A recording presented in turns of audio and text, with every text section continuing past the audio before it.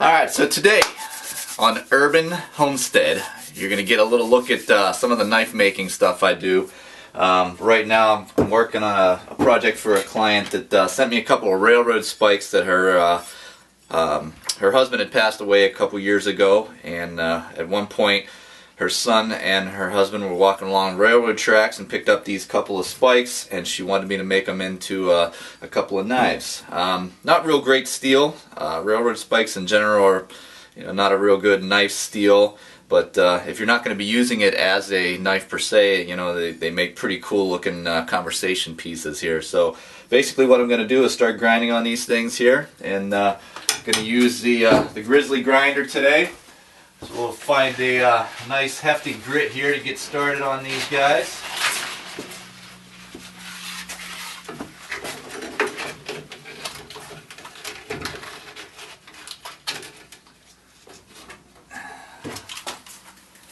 Always important to wear your respirator, you don't know.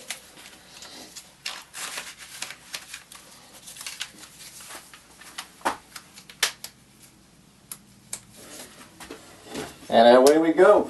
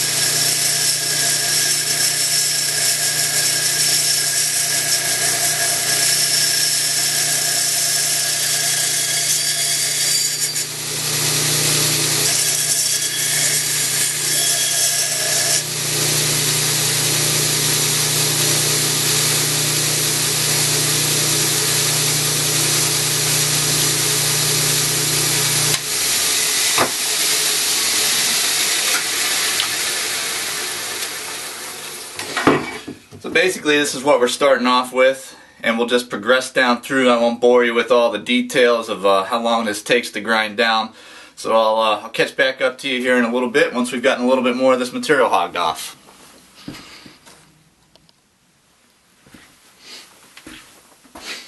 Alright, so as you can see, I don't know how good you can see that there, but we've got the basic shape of the knife all profiled out.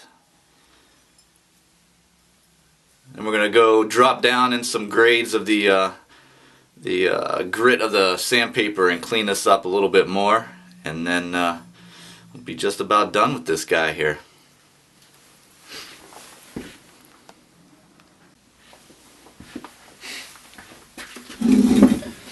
Alright, so I went ahead and ground out the other little knife as well. So I've got the two little spikes here that we've got. I'm not sure if you can see those that well. I did not go down in the grit yet. I thought about this, and even though this is not a good steel, I'm going to actually take you guys out to the forge and show you how I would quench a blade if this was a good steel, like a 1095, 1075, you know, something along those lines, that I would actually be making like a good knife for a client. So I'm going to take you out there just to show you what the forge is all about and do a quick quench on these things. It will make them a little bit harder, so they might hold a little bit of a better edge. You want to be around the thickness of a dime right now if you were doing an actual knife on this blade thickness, so that you don't get it too thin and cause any potential for cracking when you go into that quenching oil. So let's wrap this one up for here, and we'll head out to the forge and do a little quenching.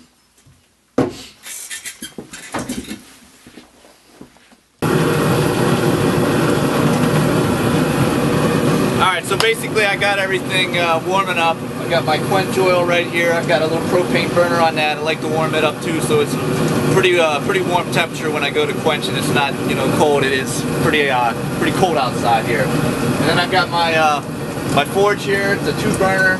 I actually scored this from a guy, Jason Davis, and he's got a business called Gizmos Fabrications. You can find him on Facebook, and you can find him through me. I've got Crooked River Woodworks and Forge. That's my other side business that I've got here, where I do some furniture building and then the knife making stuff here. So we're waiting on this stuff to get warmed up here a little bit. I'm going to go ahead and throw in a railroad spike, get it warmed up, and we'll get to the quench.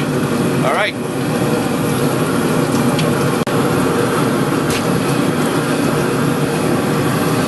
Alright, so we're looking pretty good. The first thing I need to do, I got a little magnet here, so I'm going to pull this thing out here and make sure that we're non-magnetic, which we're pretty much there. We got no magnet happening here, so that thing is good, ready to go. I'm going to stick it back in here for a minute, make sure we get it back up to temperature.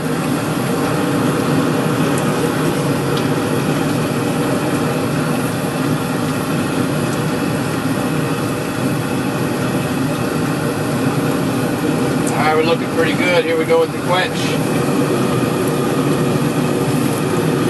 When you're quenching, you want to go basically up and down, never side to side. You want to make sure that you're moving that oil around. If you just kind of stick it down in there, you're going to create like a heat envelope around your piece, and you're not going to get the good quench that you need there.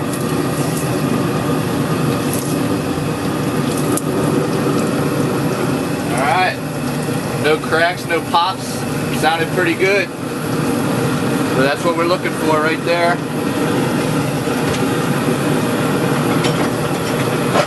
Like I said, it's not a real good hardening steel, so we're probably not going to get, I mean, it's skating, but it's not hard by any means. It doesn't have that sound.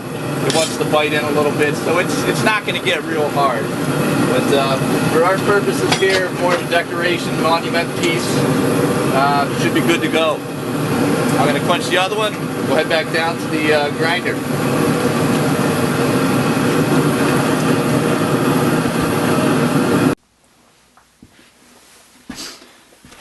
Alright, so if we're truly doing this the way that we would do a regular knife, the next thing we would do after quenching is we would put a temper on these guys to soften them up just a little bit, so that we don't have that steel that's going to snap. You want it to